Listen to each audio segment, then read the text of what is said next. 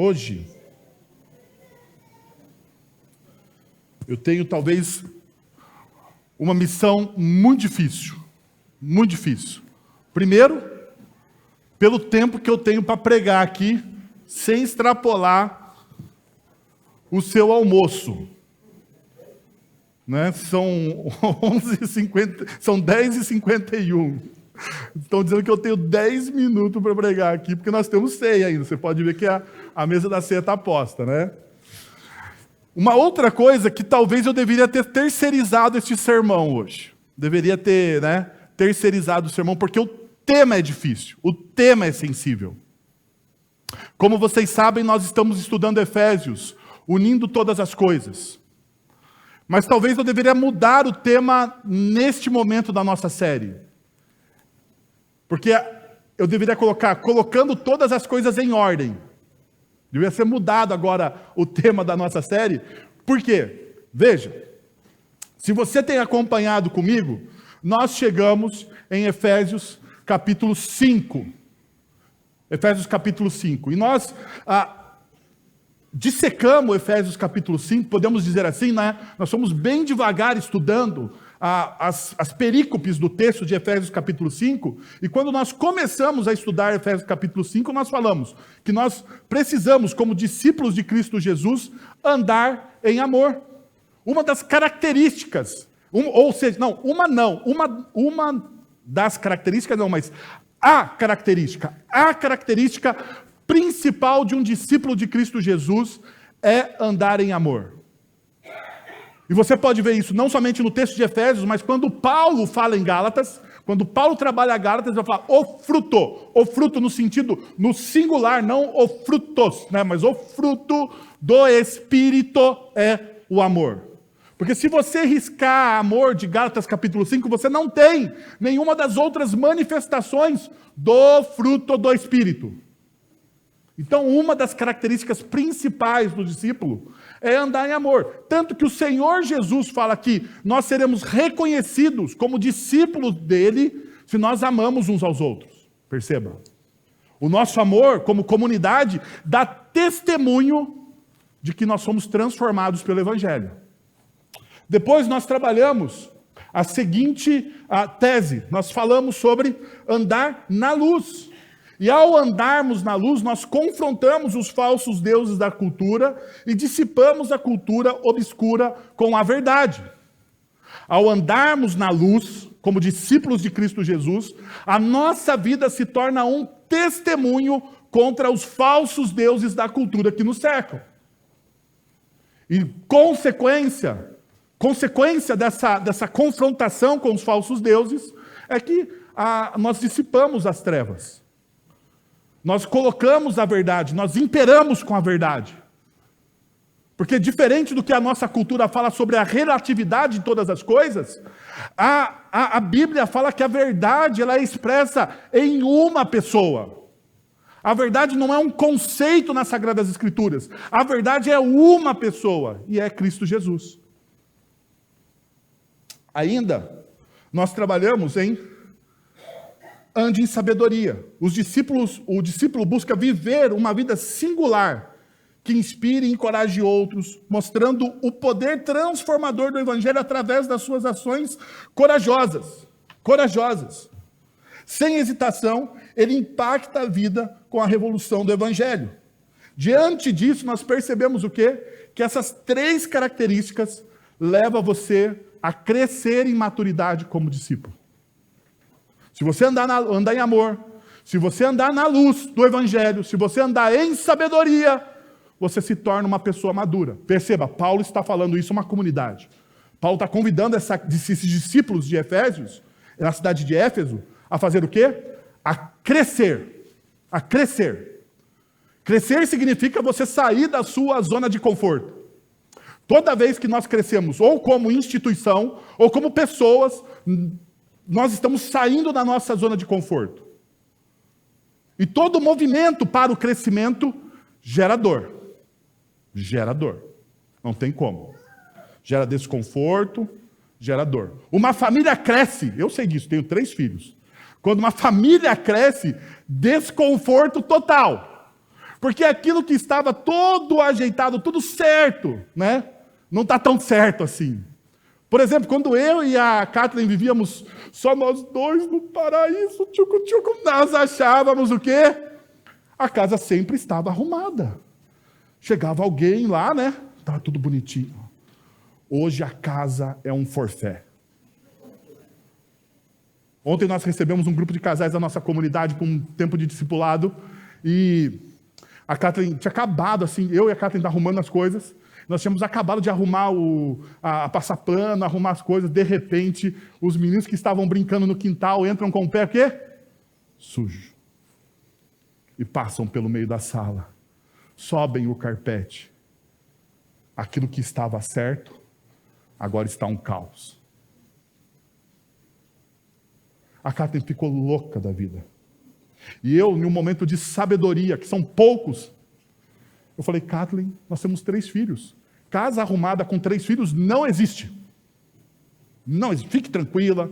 E se alguém reclamar, você fala assim, eu tenho 3 filhos. E eu faço um desafio, boto os 3 lá uma semana com você, e se você reclamar, você vai ver. Perceba, crescimento em maturidade dói. Quando você cresce de maneira madura, isso gera frutos. Mas para gerar frutos, para uma árvore nascer, ela precisa o quê? A semente precisa, segundo os evangelhos, segundo Jesus, a semente precisa o quê? Morrer. Diante disso, nós entramos nos relacionamentos. E daí, semana passada, à noite, no culto da noite, nós estudamos. Os relacionamentos maduros são saudáveis e tem como fonte o Espírito Santo. Os relacionamentos maduros, eles não são perfeitos. Não existe, se alguém fala ou se alguém faz uma promessa para você de casamento perfeito, você está diante de um mentiroso. Porque não existe casamento perfeito. O que existe é casamento saudável. Não existe relacionamento entre filhos e pais perfeito. Não existe. O que existe é relacionamento saudável. E para ser saudável, nós precisamos da ajuda do Espírito Santo. Nós precisamos da ajuda do Espírito Santo. Diante disso, nós estudamos 2 coisas. Primeiro ponto, não fuja, nem crie atalhos. Em vez disso, seja cheio do Espírito Santo. Não fuja, não crie atalhos. Ao invés disso, você faz o quê? Você se torna cheio do Espírito Santo. Paulo vai dizer, não embriagueis com vinho, mas enchei-vos do Espírito. E por que Paulo fala sobre o vinho? Porque o vinho, não que o vinho em si seja mau. Porque ele fala, não embriagueis, não seja exagerado, não seja dado a isso. Porque a embriaguez é uma fuga da realidade. É uma falsa felicidade. Então, se você precisa exagerar no vinho para sobreviver ao seu dia, você está fugindo da realidade. Pessoas maduras, lembra? Crescendo em maturidade. Pessoas maduras não fogem da realidade. Elas lidam com a verdade. Se você deseja resolver problemas nos relacionamentos que você tem, você precisa lidar com a verdade. Você precisa lidar com a realidade. O segundo ponto que nós vimos foi: encha-se do Espírito e esvazie-se de si mesmo. Encha-se do Espírito e, por consequência, você faz o quê? Esvazie-se de si mesmo. Tanto que Paulo vai dizer, e esse é o ponto, aqui é o principal. Se eu tivesse que falar para você circular algo na sua Bíblia hoje, colar na geladeira da sua casa um versículo para você, o resto do ano, decorar e tentar viver, seria este versículo de Efésios. Sujeitem-se uns aos outros por amor de Cristo. Sujeitem-se uns aos outros, não porque você é bonzinho, não porque você é virtuosinho, não porque você tem bondade inata em si mesmo, porque nós não acreditamos em bondade inata no ser humano. filosofias humanistas dizem isso, que o homem é bom em si e ele, então, colocado em um meio corrupto, se torna corrupto pelo meio. Não! A Bíblia afirma que o homem ele é corrupto. E o homem contamina o meio pela sua corrupção. Diante disso, o texto bíblico é claro. Esvazie-se de si mesmo. E você precisa estar cheio do Espírito Santo. E isso aqui vai nortear. Agora, você presta atenção no que eu vou falar, porque o próximo assunto é delicado. Isso vai nortear toda a nossa discussão sobre relacionamentos conjugais, relacionamento com filho e vocação. Se você riscar esse versículo, você vai se tornar um legalista. Esse versículo aqui é o versículo chave para a continuação do texto que Paulo vai nos alimentar. Que o Espírito Santo nos deu através da instrumentalidade do apóstolo Paulo. Certo? Então você percebe, tem que ficar de olho nesse versículo. Sujeitem-se uns aos outros por temor a Cristo. E o temor aqui não é medo, você sempre precisa. Mais um parênteses aqui. Você sempre precisa se lembrar que o temor não é medo, é reverência. Não é um medo descontrolado, aonde você teme, simplesmente. Não existe um relacionamento. Você faz porque você tem medo de Deus. Não, você faz porque você tem reverência, porque você foi alcançado, porque você foi amado, porque você experimentou da graça, e essa graça é tão abundante, é tão poderosa, é tão grande, que você faz porque você é amado. O amor de Deus ele leva você a uma profunda reverência. Uma profunda reverência. Diante disso, eu gostaria de trazer para vocês uma citação do Andrews, que diz o seguinte, no seu livro Deus, Casamento e Família. A primeira vez em sua história, a civilização ocidental se depara com a necessidade de definir o significado dos termos casamento e família. Pela primeira vez, na história, nós estamos com uma enorme necessidade de redefinir termos, de valorizar termos que foram inflacionados por uma cultura que é altamente descartável. O que antes era considerado uma família normal, composta por pai, mãe e vários filhos, nos últimos anos começou a ser vista como apenas uma entre várias opções. Uma entre várias opções. Duas coisas aconteceram. Descaracterizaram família. Semana passada eu citei o Salmo de número 11. Quando se vai os fundamentos, quando os fundamentos são abalados, quando os fundamentos são roubados, quando os fundamentos são solapados pela cultura, o que o justo pode fazer? Um dos fundamentos de uma sociedade saudável é a família. A família é a célula máter da nossa sociedade ocidental. Se você retira a célula máter da sociedade ocidental, a nossa sociedade, ela se desfaz, ela se desintegra. Gradativamente, a nossa cultura pós-moderna, aonde tudo é relativo, está destruindo o conceito de família que nós temos. Tudo é relativo. Se tudo é relativo, o absoluto não existe. E por definição ontológica, gostaram agora, né?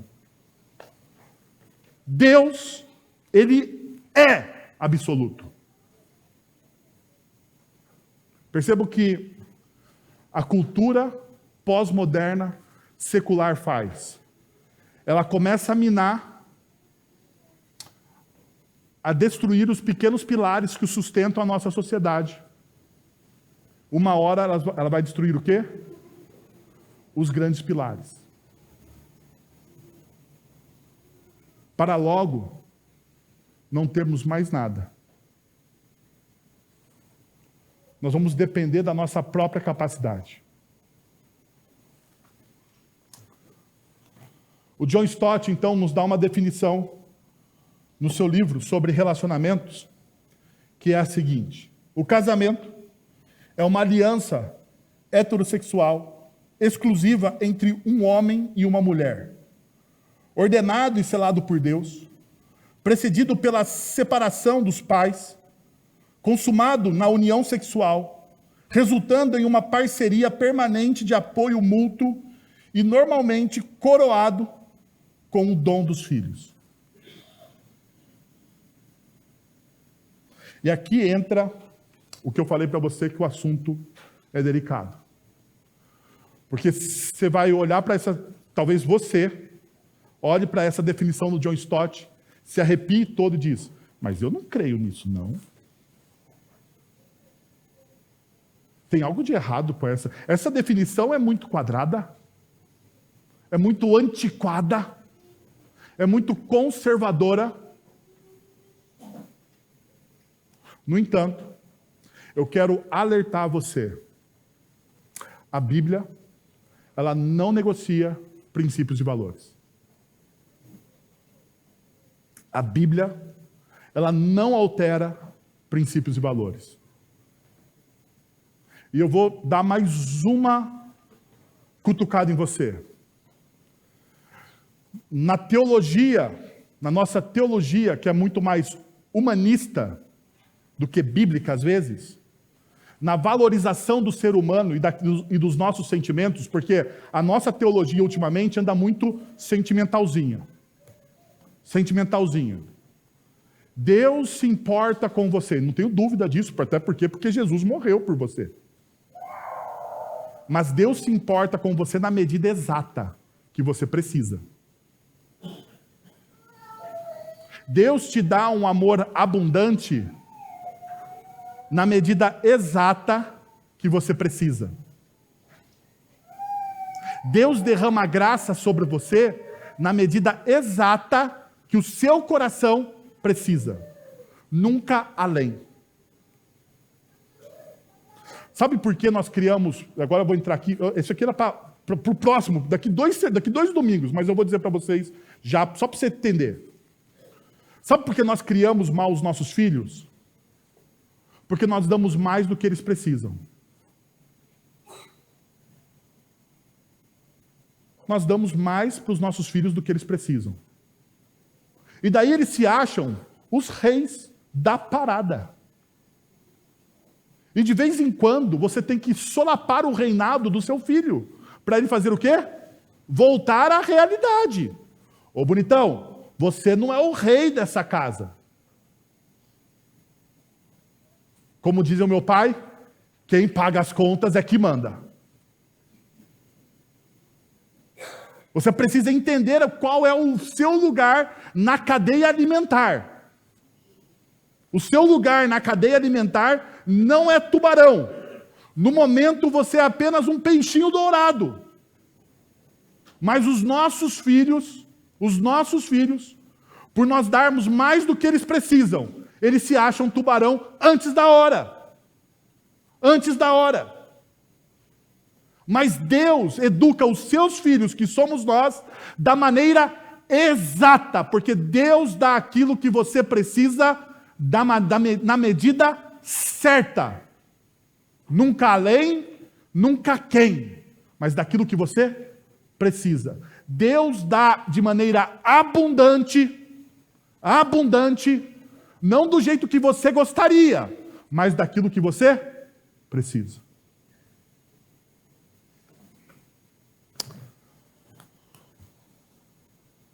Dito isso, Nós precisamos olhar para a realidade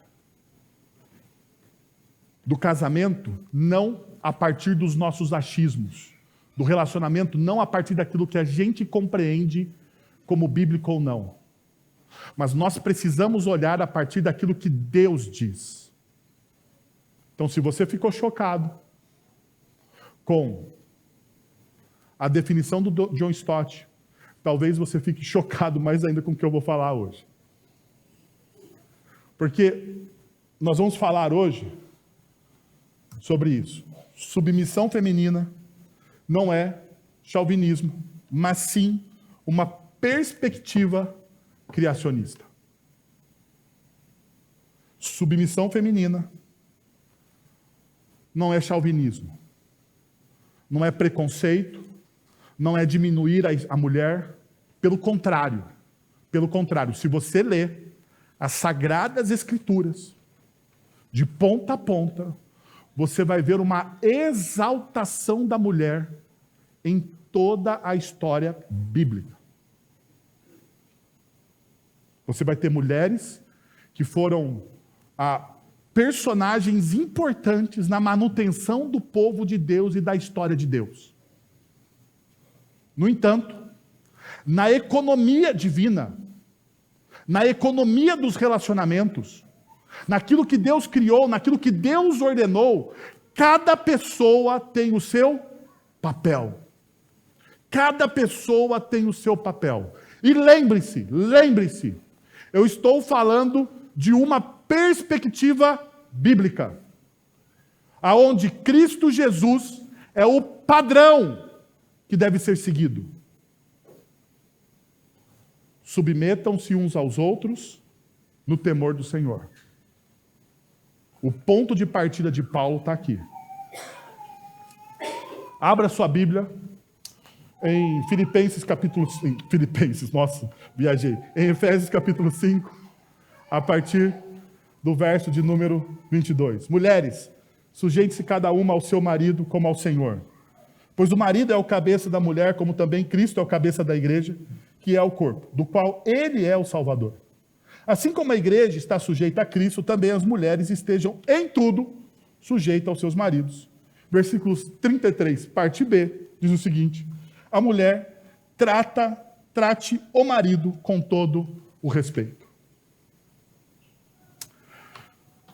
Quando nós olhamos esse texto, numa perspectiva criacionista, nós precisamos perceber isso. Veja,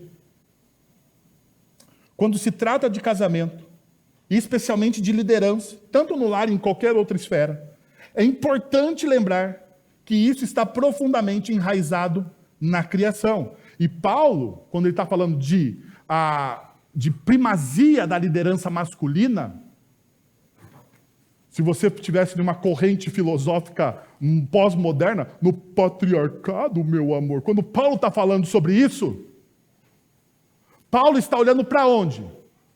Gênesis capítulo 1 e 2. Gênesis capítulo 1 e 2, a ordem econômica de toda a criação. Como Deus ordenou e alinhou tudo aquilo que nós percebemos, tudo aquilo que nós vemos. A ordem de toda a criação está em Gênesis capítulo 1 e capítulo 2. Mas daí, se nós formos interpretar Gênesis capítulo 1 e capítulo 2 a partir dos nossos achismos, nós teremos um problema. Então, eu vou chamar a pessoa que interpretou isso da melhor forma possível. Jesus, em Mateus capítulo 19, versos de 4 a 6. Jesus interpreta o Gênesis capítulo 1 e capítulo 2 dentro do relacionamento matrimonial. Aonde ele vai dizer o seguinte, ele faz um apelo ao projeto original de Deus.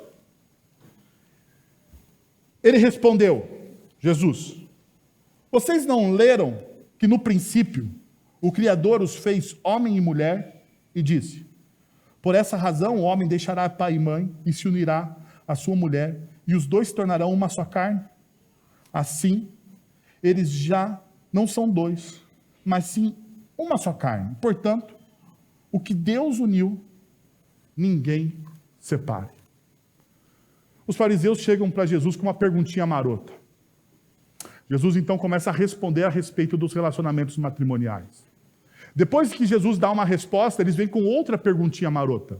E aqui está uma coisa que você precisa entender em Mateus capítulo 19, quando fala sobre o divórcio, ou quando fala sobre o relacionamento conjugal.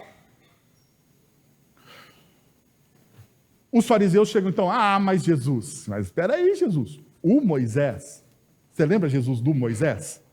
O Moisés fez o seguinte, ele deu o quê?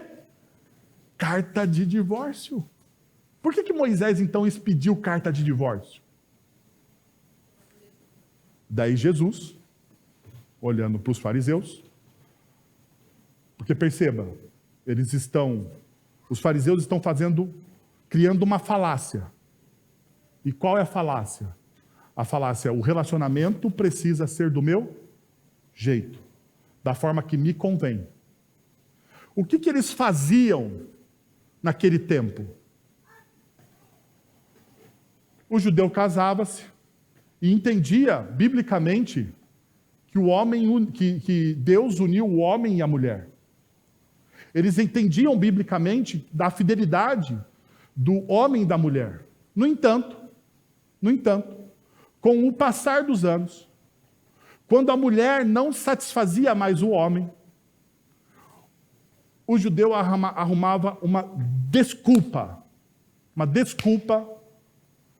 para fazer o quê? Divórcio. E aqui está um problema. Quando o judeu se divorcia da sua esposa, ela já sendo de idade avançada, ela tem duas alternativas. Porque provavelmente ela não consegue mais voltar para a casa da família. Teria três.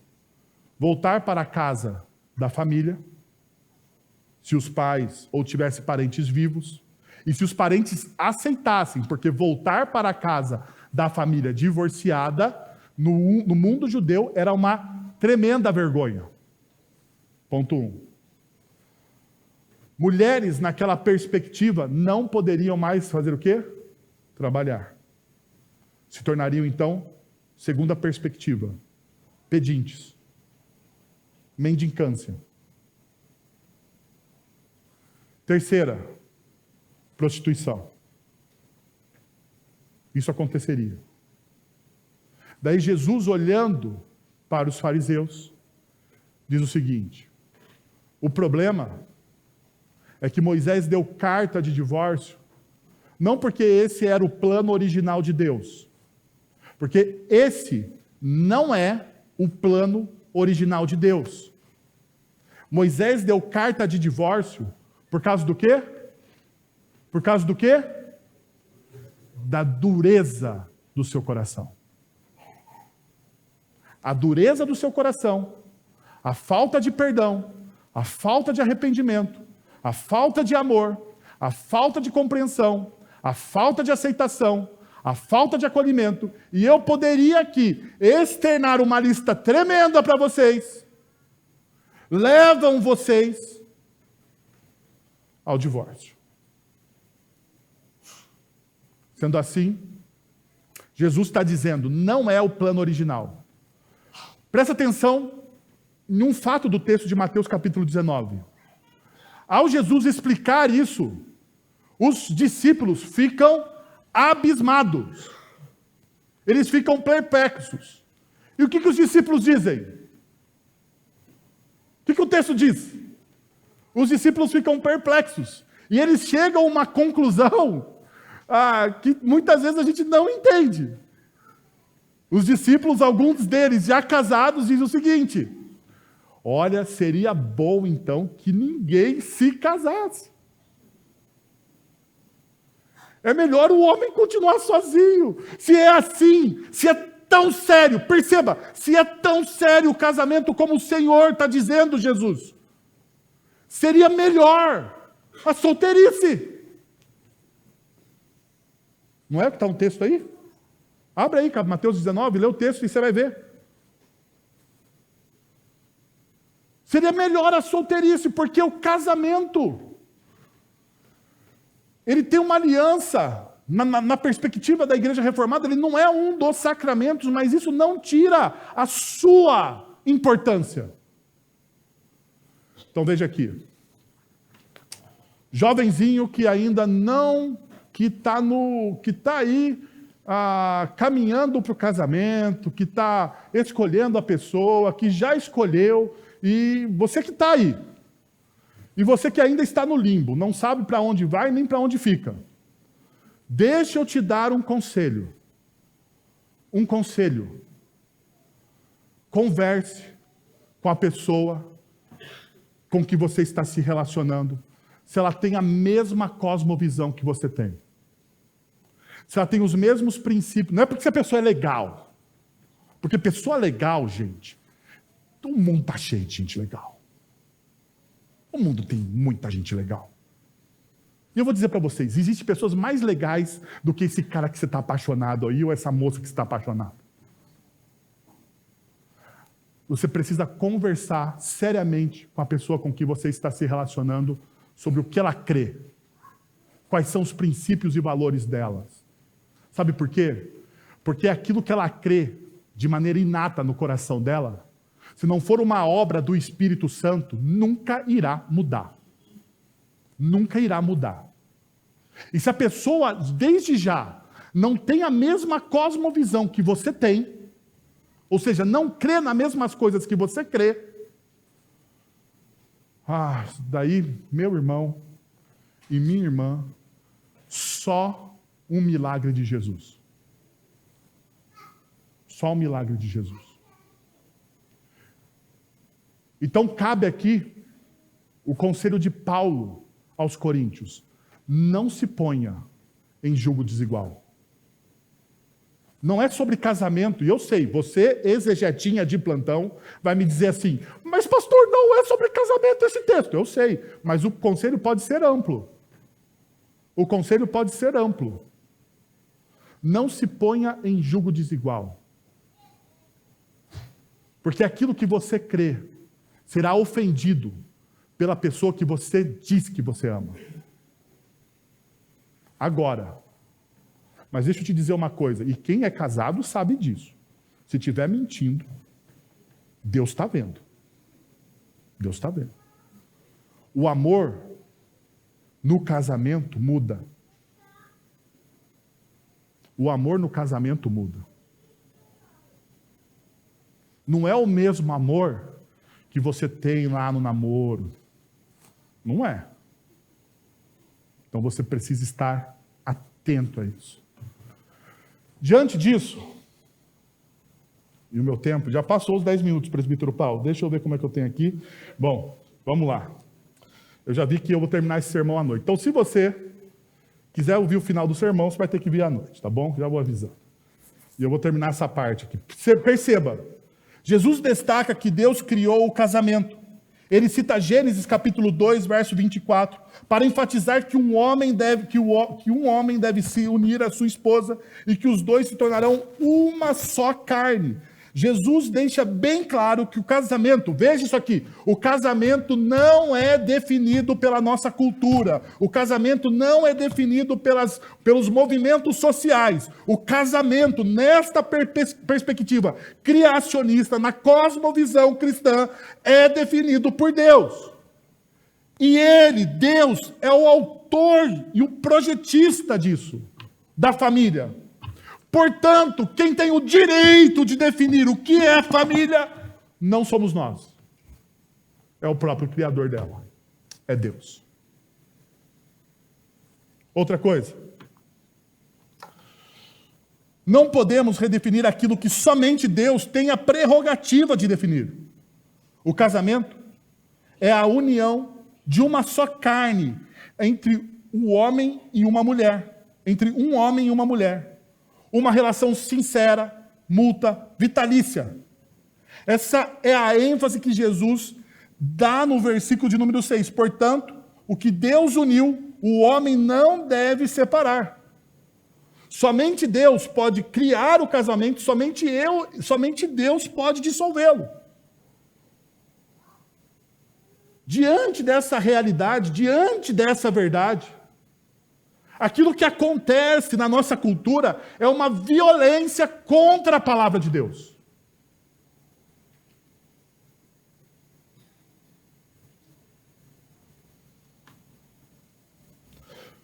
Não é apenas o Estado que carece de direito e competência para definir o casamento. Todos nós também carecemos dessa autoridade. A palavra de Deus deve ser o ponto de partida para qualquer discussão sobre a vivência relacional, a ética sexual, o aborto e o divórcio. Devemos estar dispostos a submeter nossas vidas e nossas igrejas à sua autoridade. Qual é a autoridade máxima que diz sim ou não sobre a nossa identidade como povo de Deus, sobre os nossos princípios e valores? Não é a cultura. Não é a cultura. Perceba uma coisa, meus irmãos. A cultura nos oferece uma coisa que ela não pode nos dar. A cultura pós-moderna nos oferece felicidade. Não é isso que ela promete? A cultura pós-moderna nos promete felicidade. Todas as manifestações culturais prometem felicidade. Por exemplo, tenha um corpo esculpido em uma academia e você será o quê? Feliz. Pergunta, isso é verdade? Isso é verdade? Você pode ser, no máximo, mais saudável e, no máximo, se assim Deus o permitir, prolongar um pouco a sua vida. Mas é no máximo. No máximo. Tenha uma ética sexual volátil. Todo mundo é de todo mundo e todo mundo não é de ninguém. Pergunta, isso traz felicidade? Porque é a promessa de felicidade. A pergunta, a realidade. Eu não quero que vocês me venham com elucubrações, com conceitos. Porque, veja, nós estamos lidando aqui com a realidade das coisas, com o fato das coisas. As pessoas que vivem uma ética distante da realidade das Sagradas Escrituras, elas obtêm felicidade. Elas são felizes realmente. Elas experimentam de uma paz, de uma completude, de uma saciedade. E eu não estou falando de momentos fugazes, eu não estou falando de estar feliz porque você comprou um carro, ou começou um relacionamento, ou vai fazer uma viagem, porque isso, qualquer pessoa, em qualquer área do universo, crente ou descrente, vai experimentar dessa felicidade. Eu estou falando de algo existencial, que transcende os momentos. Que transcende os momentos.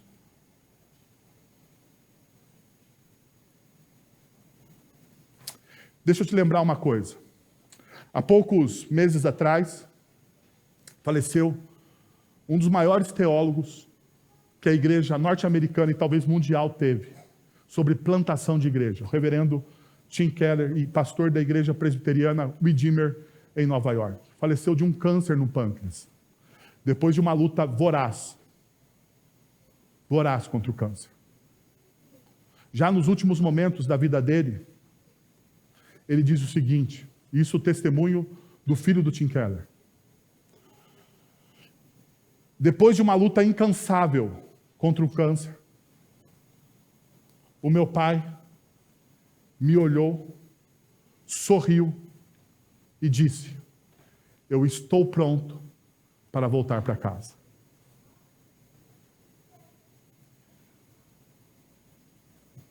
Nada mais quero na minha vida a não ser encontrar com o meu Jesus.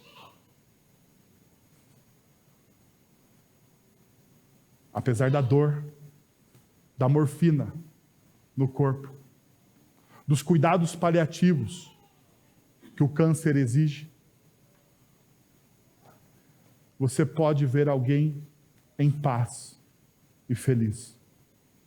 Porque a felicidade que a Bíblia nos dá não está relacionada aos momentos fugazes, aos momentos microscópicos que nós temos, que o mundo nos oferece.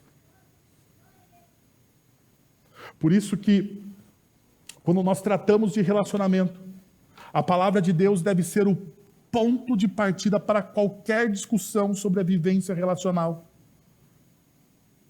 A ética sexual, o aborto e o divórcio. Quando nós estamos falando sobre a nossa vida, a palavra de Deus deve ter a primazia. A primazia. E eu gostaria, então, de perguntar para você esta manhã, e que você respondesse no fundo do seu coração. Porque essa pergunta não é uma pergunta que deve ser retórica, ela não deve simplesmente passar por agora, ela deve penetrar no seu coração. A minha oração é que o Espírito Santo, durante a semana, te sacuda com essa pergunta. A palavra de Deus, ela é primaz para toda e qualquer decisão que você toma.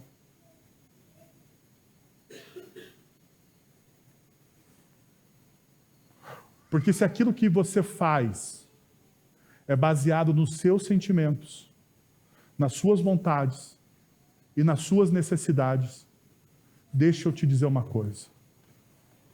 A Bíblia, no Salmo, diz que abismo chama abismo. E você está caminhando para um abismo. Se ainda dá tempo, diante de uma decisão que você precisa tomar, se colocar em oração e confrontar a sua decisão, não com aquilo que você quer, não com aquilo que eu quero, mas com aquilo que a palavra de Deus diz. Com aquilo que a palavra de Deus diz. Você deve parar agora e olhar para a palavra de Deus. E se você não sabe o que a palavra de Deus diz sobre determinado assunto, você pode procurar um dos líderes da nossa comunidade e pedir ajuda. Porque, deixa eu te dizer, meus irmãos, eu não sei tudo. Eu tenho os meus mentores. Eu tenho a pessoa que, quando eu não sei o que fazer, eu falo, me ajuda. Inclusive, ele esteve aqui pregando no batismo da minha filha, o Ricardo. Alguém mais velho, mais experiente, mais rodado no ministério do que eu. Muito mais rodado no ministério do que eu. Quando eu preciso de ajuda, eu peço.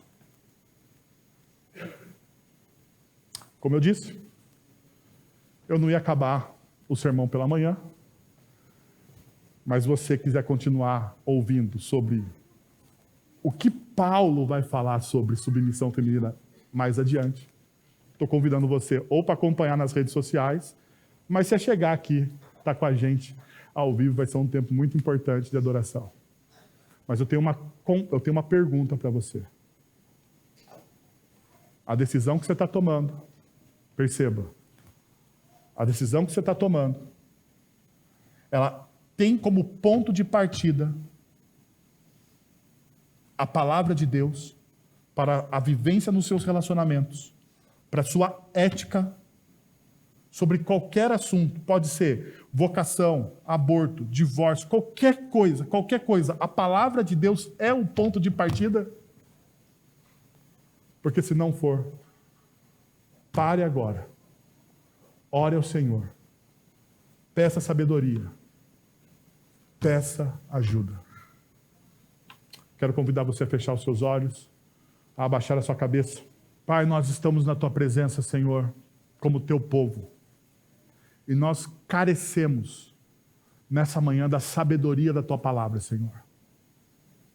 Nós precisamos redefinir as coisas, não a partir da cultura, dos nossos achismos, das coisas, ó Deus, que nós vivenciamos, da nossa sabedoria humana, da nossa percepção que é falha, que é míope. Nós precisamos, ó Deus, redefinir a nossa vida, a nossa existência, aquilo que nós somos enquanto pessoas. Nós precisamos definir tudo isso, Pai, a partir da Tua palavra.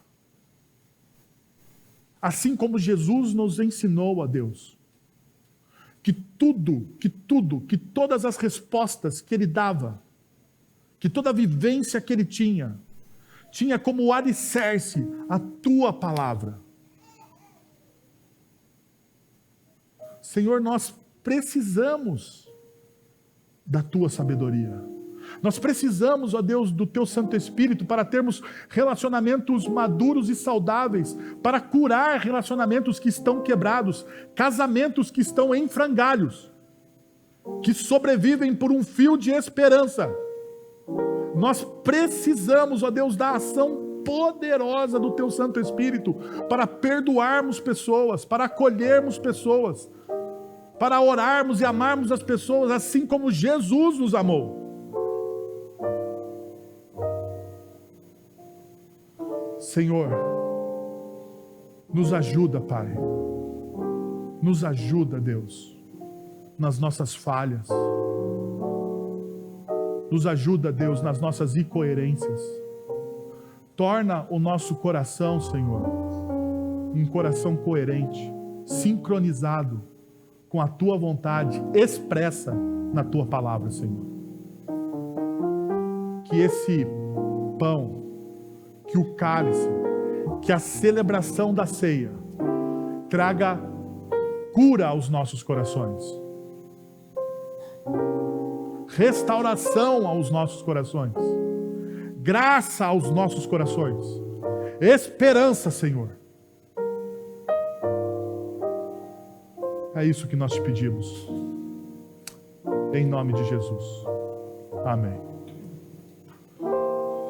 Senhor, nós estamos na Tua presença. Nós queremos te pedir, ó Deus, que essa palavra ela venha ao encontro do nosso coração e derrube todas as barreiras, ó Deus. Santifique o nosso coração. Que esse sacramento, ó Deus, o sacramento da Santa Ceia, sirva para lembrar, ó Deus, que nós somos perdoados, restaurados de todos os nossos erros, de todas as nossas falhas, no sangue do Cordeiro de Cristo Jesus. Que nós somos amados, ó Deus, apesar de nós, ó Deus. Nós somos gratos, porque apesar dos nossos pecados, o Senhor não nos abandona. O Senhor está ao nosso lado, nos auxiliando e confirmando através do Teu Santo Espírito que nós somos amados em Jesus. Muito obrigado, Senhor. Em nome de Jesus. Amém. Agora, irmãos, que a graça de nosso Senhor e Salvador Jesus Cristo, o amor de nosso Deus e Pai, o conselho, o consolo, o poder e a ação poderosa do Santo Espírito de Deus estejam sobre vocês agora e pelos séculos dos séculos. Amém. Deus abençoe